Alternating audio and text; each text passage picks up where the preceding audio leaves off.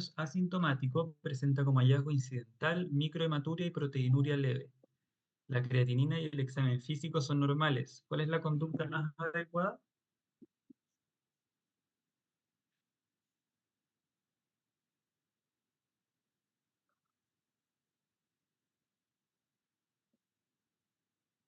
Ya, correcto. Aquí lo importante es que el paciente es joven, no parece tener factores de riesgo para enfermedad renal crónica y cuando uno ve una alteración que puede ser glomerular, tiene que evaluar si es que esta es persistente. Entonces la respuesta es solicitar un examen de control.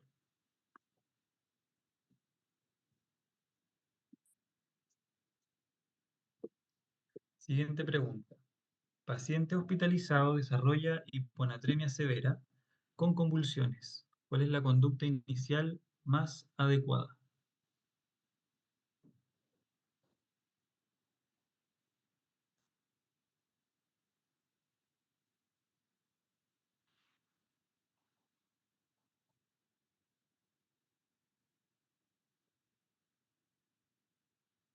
Aquí hay un poco de discordancia entre lo que es el tratamiento de una hiponatremia crónica versus una hiponatremia aguda, ¿ya?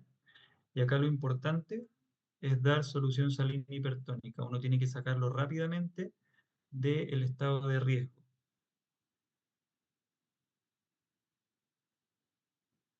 Acá lo que les pide el EUNACOM es la sospecha como hiponatremia aguda sintomática y la indicación de tratamiento, que es la corrección, así como bien dijeron en el chat, que es controlada, con un margen de seguridad.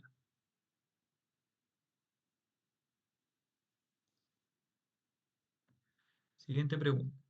Paciente con enfermedad renal crónica en etapa 5 presenta fosfato sérico persistentemente elevado. ¿Cuál es el manejo más indicado?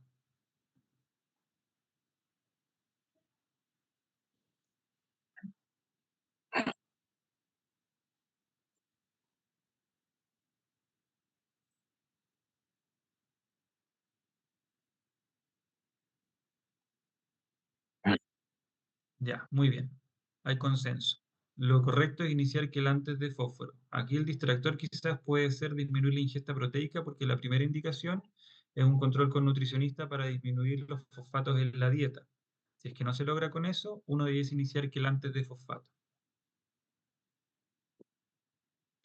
Lo importante cuando uno indica un quelante de fosfato es que tiene que tomárselo con las comidas, porque muchas veces los pacientes usan alguna formulación de calcio como quelante de fosfato, y está la diferencia entre si se los toman alejados de las comidas o con ellas.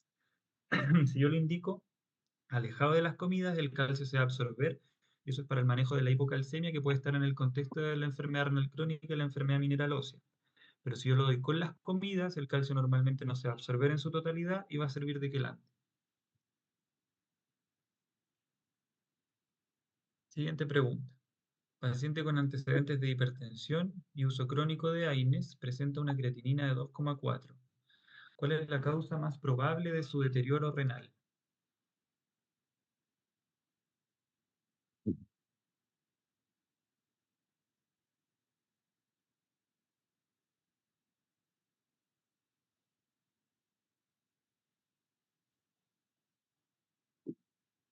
Ya, perfecto. En el fondo, la respuesta va en función de la fisiopatología, de qué es lo que generan los AINES en el glomérulo.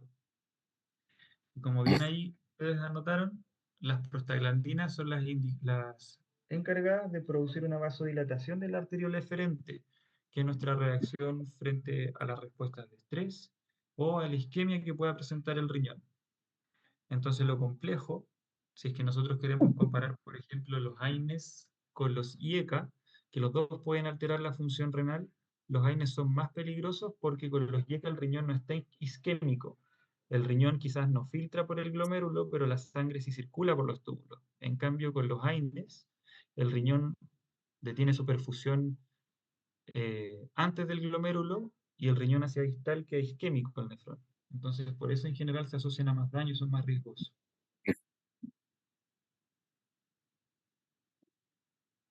Paciente con diagnóstico reciente de glomerulonefritis rápidamente progresiva. ¿Cuál es el tratamiento inicial más indicado?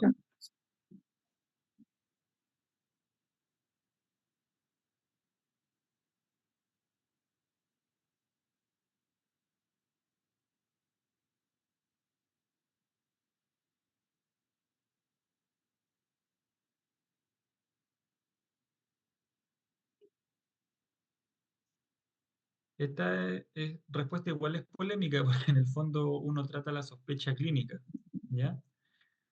La glomerulonefritis rápidamente progresiva puede ser por varias enfermedades y no todas van a responder a la terapia de corticoides con ciclofosfamida, pero las clásicas sí.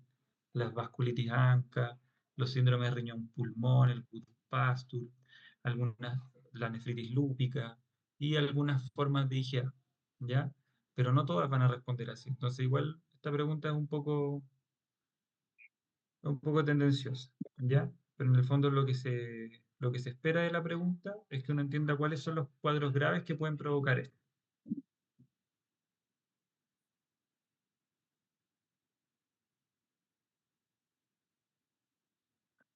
Siguiente. Paciente en hemodiálisis consulta por calambres musculares severos durante las sesiones. ¿Cuál es la causa más probable? Esta, la verdad, como la pregunta que hicieron hace poco en el chat, no estoy muy seguro de por qué la preguntan en una coma. No, no parece como dentro de los aprendizajes esperables, ¿ya? El manejo de síntomas de diálisis. Quizá en la nueva malla o en la nueva prueba en relación como a la disponibilidad de diálisis de parte de los servicios de salud, puede ser que entre un poco más fuerte, ¿ya? La respuesta correcta es hipovolemia por exceso de ultrafiltración, ¿ya? Esto es algo transitorio y en el fondo lo que se tiene que hacer es ajustar un poco los volúmenes de UF que uno le deja a los pacientes. Siguiente pregunta. Paciente con sospecha de glomerulopatía, presenta hematuria, proteinuria moderada y creatinina estable. ¿Cuál es el examen definitivo para el diagnóstico etiológico?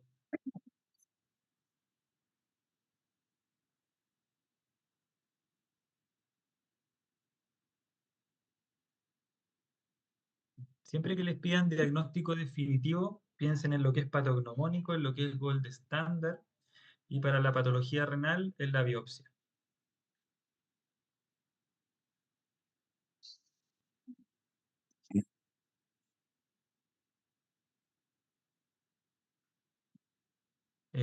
¿Qué más decir de esto? En general, hay distintas escuelas de nefrología. Si ustedes leen libros, no sé, estadounidense, las discusiones parten desde la biopsia para el árbol diagnóstico de los diagnósticos diferenciales. En general, cuando hablamos de glomerulopatía, la biopsia es súper importante porque no es infrecuente que suelen coexistir patologías. Por ejemplo, un paciente con lupus que tiene una glomerulonefritis rápidamente progresiva. Nosotros le damos la inducción, ciclofosfamida y corticoide, metilprednisolona y el paciente no responde. Uno le hace una biopsia y se da cuenta que aparte de la nefropatía lúpica, tenía microangiopatía trombótica y la paciente tenía un SAF catastrófico. Entonces, por eso es tan importante la biopsia, porque las cosas pueden coexistir y uno no es adivino.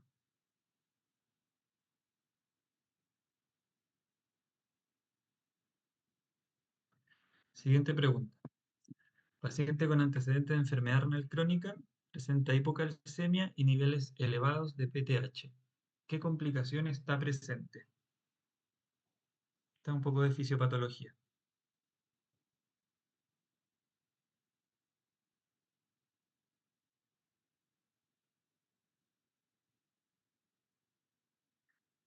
Ya. La respuesta correcta es la D, un hiperparatiroidismo secundario. Entonces, lo que tienen que recordar es que durante el desarrollo de la enfermedad renal crónica existe un déficit de vitamina D, menor absorción de calcio, bajan los niveles de calcio sérico, la PTH empieza a compensar aumentando y se empiezan a generar mecanismos de resistencia y círculos viciosos a la PTH. Y por eso la PTH empieza a ir increciendo. ¿Ya?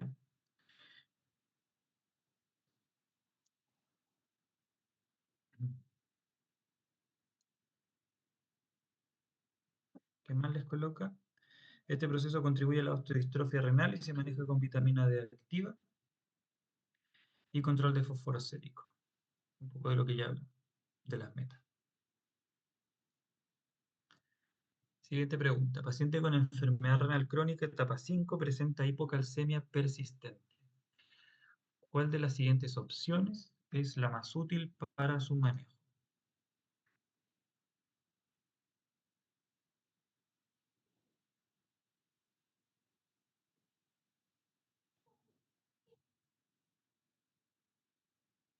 Ya, está un poco más compleja, porque la respuesta es el calcitriol. Lo que ocurre es que en el metabolismo de la vitamina D se genera en la piel, pasa por una primera hidroxilación en el hígado y queda como colecalciferol en depósitos. Pero la forma activa de la vitamina D, que es el calcitriol, hace ese switch en el riñón. Y ese es el paso que se pierde y los pacientes con enfermedad renal crónica suelen tener una muy baja tasa de conversión de vitamina D activa a calcitriol y por eso uno lo da externamente.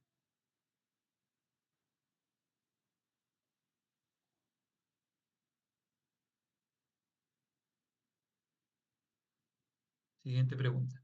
Paciente con sospecha de estenosis de arteria renal bilateral inicia IECA y presenta un rápido deterioro de su función renal. ¿Qué hallazgo ecográfico lo sugeriría?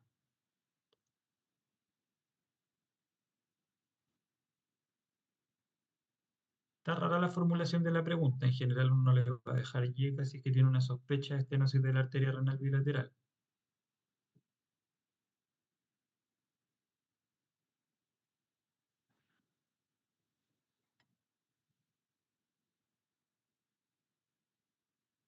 Ya, esta está difícil porque hay harta diferencia como en las opiniones. Pongámoslo así. Yo le doy a un paciente un IECA y el paciente deteriora su función renal más allá de un 30%. Entonces aparece mi sospecha. ¿No tendrá una estenosis de la arteria renal? Ahí nace la sospecha y yo le pido una ecografía para ver si la ecografía confirma mi sospecha. Y lo que están preguntando acá es qué hallazgos de la ecografía que yo le pido me darían razón respecto a mi sospecha de estenosis de la arteria renal. Y tienen que pensar que si una arteria está estenosada, va a estar el parénquima persistentemente isquémico. Y lo que le pasa a los riñones isquémicos es que se atrofian. Entonces, el hallazgo es riñones pequeños y simétricos porque estamos pensando que es bilateral. ¿Se entendió? En esto hubo harta dispersión como en las preguntas. ¿Me puede explicar de nuevo, por favor? ¿Cómo? Disculpa, no escuché.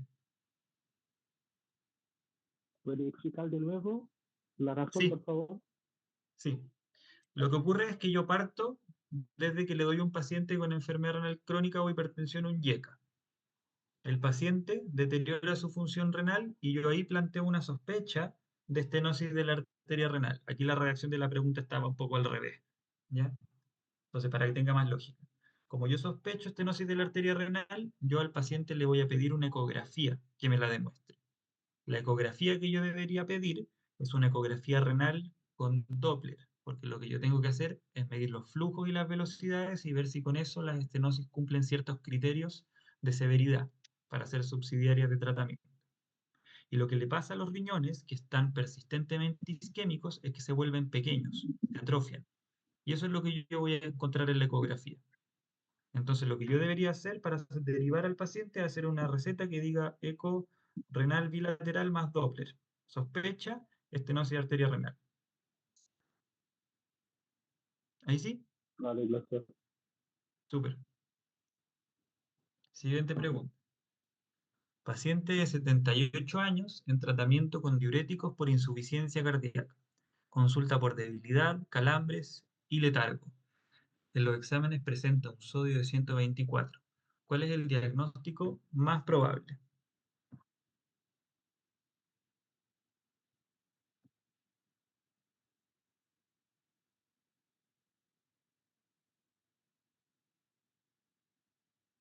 Ya, perfecto.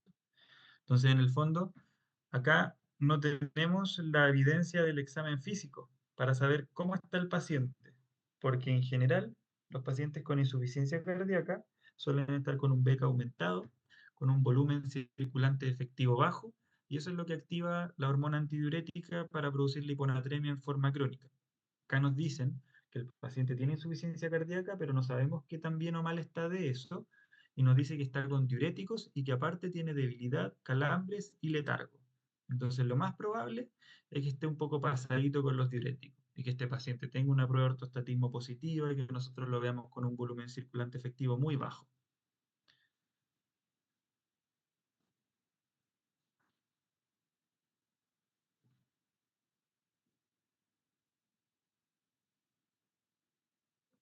Siguiente pregunta. Paciente con enfermedad renal crónica y hemoglobina persistentemente baja, pese al uso de eritropoyetina. Tiene una ferritina en 60. ¿Cuál es el manejo más adecuado?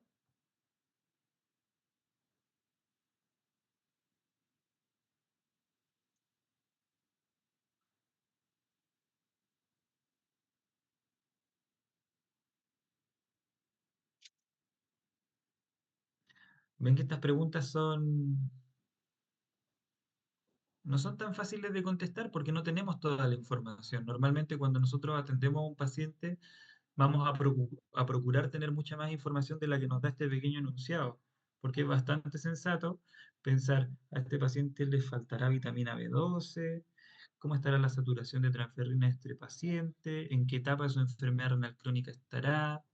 Entonces, son varias las respuestas que uno podría tener. Esta que te trata de dar la pregunta es que tenemos una ferritina en un rango seguro donde darle más fierro al paciente aparentemente no sería de riesgo. Pero nuevamente, como preguntaron antes, tampoco nos dicen ni siquiera la etapa de la enfermedad renal crónica en la que está. Entonces, a modo de prueba, yo diría que si les ponen una cinética de fierro, váyanse más por administrar fierro. Si no les ponen la cinética de fierro, les ponen la hemoglobina sola, váyanse más por la eritropoyetina. ¿Ya? Porque estamos viendo preguntas en las que hay muy poca información disponible y uno tiene que decidir con eso.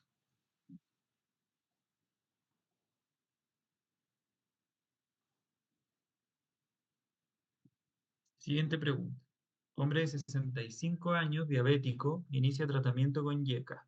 En el control se encuentra una creatinina elevada y un potasio de 5,9. ¿Cuál es la medida más adecuada?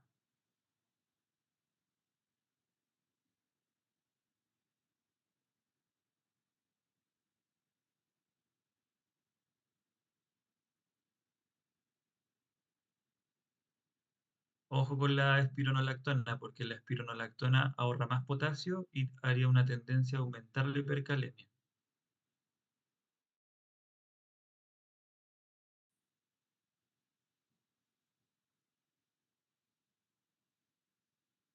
Acá de nuevo no nos dicen cuánto es la elevación de la creatinina, entonces tampoco podemos saber si es que estamos o no en un rango de seguridad. Y yo creo que quizás aquí lo importante sería pensar mal. Y por eso la respuesta que les colocan es suspender el YECA temporalmente y volver a controlar. Porque nuevamente nos falta información, no sabemos si subió más de un 30% o no. Y acá dice explicación breve. El aumento de la creatinina más de 30% o la hipercalemia significativa obligan a suspender temporalmente el YECA.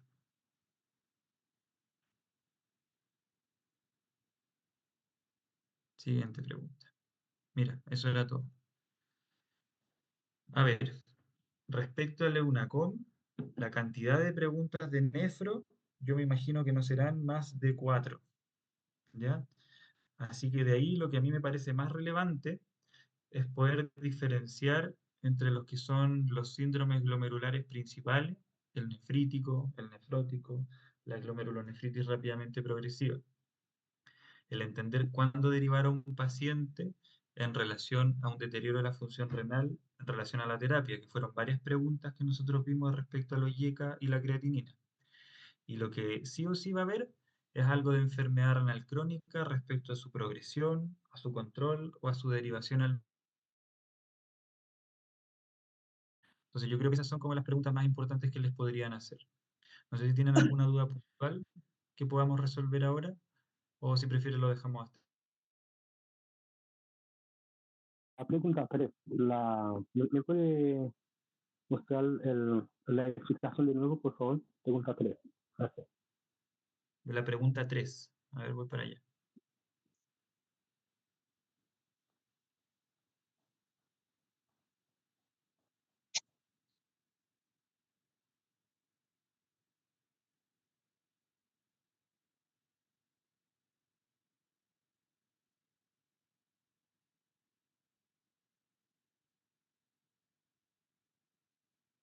respecto a la posibilidad de enviarles la clase, yo creo que deberían gestionarlo con el colegio médico, porque las preguntas y el PowerPoint no lo diseñé yo.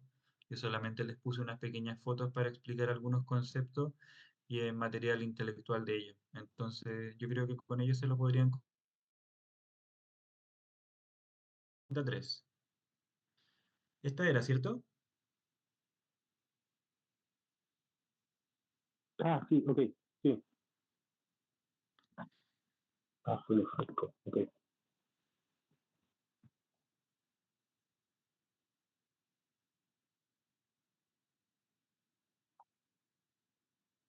Sí, perfecto. Ya, pues. ¿Hay alguna otra pregunta? Bueno, gracias a todos por atender y por Doctor, participar. ¿podría llegar un momentico la pregunta 15? Sí, vamos a ver la 15.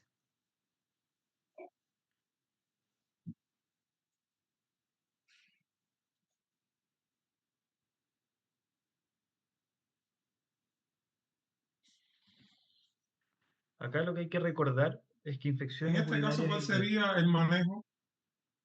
¿Cuál sería el manejo? Sí, no, no está como tal en la pregunta, pero me refiero a qué manejo usted le daría a este caso. Ah, ya. Lo que hay que hacer cuando uno encuentra un paciente joven con enfermedad renal crónica es tratar de caracterizarlo según la etapa de la enfermedad renal crónica, tanto por velocidad de filtración glomerular estimada como por la relación albuminuria-creatininuria y poder clasificarlo en las etapas que se describen por la CADIC. Una vez que yo lo clasifico, yo me tengo que preocupar de que mi paciente no progrese a una tasa acelerada. Porque lo que ocurre con los pacientes es que cuando ya empiezan a desarrollar proteinuria, esto se vuelve como una bola de nieve y empieza a ser cada vez más rápida la progresión. Y yo tengo que preocuparme de mis metas de enfermedad renal crónica, que creo que las pusimos un poquito más adelante, acá, de que el paciente cumpla con todas estas metas y de esa manera yo me aseguro de que progrese lo más lento posible. Eso es lo que hay que hacer con el paciente. Y eventualmente, cuando el paciente ya esté en una enfermedad renal crónica avanzada, derivarlo al nivel terciario para eventual inscripción en lista de trasplante, que sería el manejo definitivo de la enfermedad renal crónica en un paciente joven. Ok, muchas gracias. Ya,